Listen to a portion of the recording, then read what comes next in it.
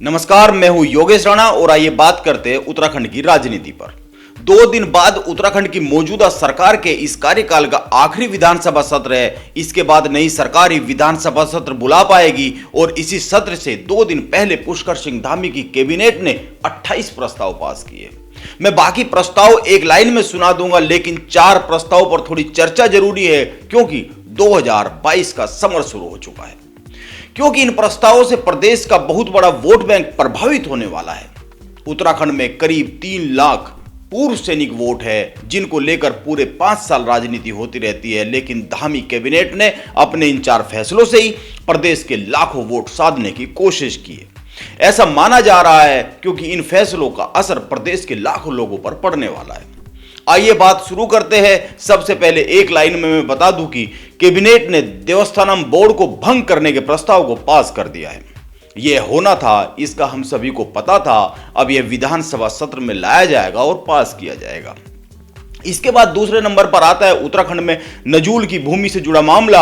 आप इस मामले की गंभीरता को इस तरह से समझ सकते हैं कि रुद्रपुर में सीधे 22,000 परिवार इससे लाभान्वित होने वाले हैं। ये 22,000 लोग नहीं है, 22,000 परिवार है, ये ध्यान में रखिएगा। इस तरह से लाखों लोगों को रुद्रपुर में ही अकेले लाभ मिलने वाला है।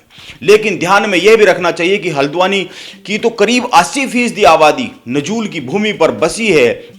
इन सबको भूमि का मालिकाना हक मिलने का रास्ता साफ हो गया है। प्रदेश में करीब 1.5 लाख से ज्यादा परिवार इस फैसले से प्रभावित होने वाले हैं। 1.5 लाख परिवारों को लाभ मिलने वाला है, तो आप समझ सकते हैं कि यह कितना बड़ा मामला है। मैं आगे बढ़ने से पहले थोड़ा सा इसके बारे में बता देना चाहता हूं। उत्तराखंड में 2009 में उस वक्त की सरकार ने नजूल नीति बनाई थी। इसके तहत नजूल भूमि पर रह रहे लाखों लोगों के हक में तय रेट के हिसाब से फ्री होल्ड की कार्रवाई की जानी थी। उस वक्त सरकार के इस फैसले को कुछ लोगों ने हाईकोर्ट में चुनौती दे दी। हाईकोर्ट ने, नैनीताल हाईकोर्ट ने 2018 में नजूल नीति को गलत बताते हुए निरस्त कर दिया था। हाईकोर्ट के फैसले के खिलाफ सरकार सुप्रीम कोर्ट गई और सुप्रीम कोर्ट ने हाईकोर्ट के आदेश पर रोक लगा दी।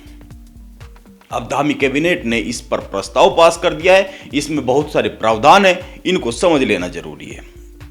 मैं तीसरे फैसले की बात करूं तो प्रदेश सरकार के कर्मचारी पति पत्नी अगर एक ही सरकारी आवास में रह रहे हैं तो उनमें से एक को किराया भत्ता दिया जाएगा।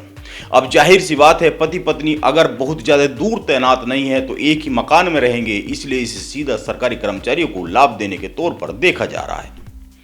धामी सरकार का चौथा बड़ा फैसला यह है कि अतिथि शिक्षकों को हटाया नहीं जाएगा। 2018 में जिनको हटा दिया गया है उनकी भी वापसी पर मुहर लगाई गई है। यह बड़ा फैसला है, प्रदेश में बड़ा मुद्दा है। वैसे मैं बता दूं कि कुछ समय पहले ही अतिथि शिक्षकों का मानदेय 15,000 रुपए से बढ़ाकर 25,000 रुपए किया गया है। यह भी ध्यान में रखना चाहिए कि प्रदेश में करीब 4,000 अतिथि शिक्षक है। हर शिक्षक का अपना एक परिवार है।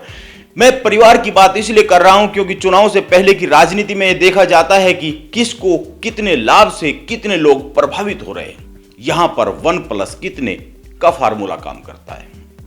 वैसे इसके अलावा बहुत से फैसले हैं, लेकिन चूंकि मैं मिशन उत्तराखंड 2022 की बात करता हूं, इसीलिए यहां पर केवल उन फैसलों का जिक्र कर रहा हूं जो सीधे सीधे 2022 के चुनाव को ध्यान में रखकर लिए गए या चुनाव पर असर डाल सकते हैं। नमस्कार, आप बने रहे मेरे साथ।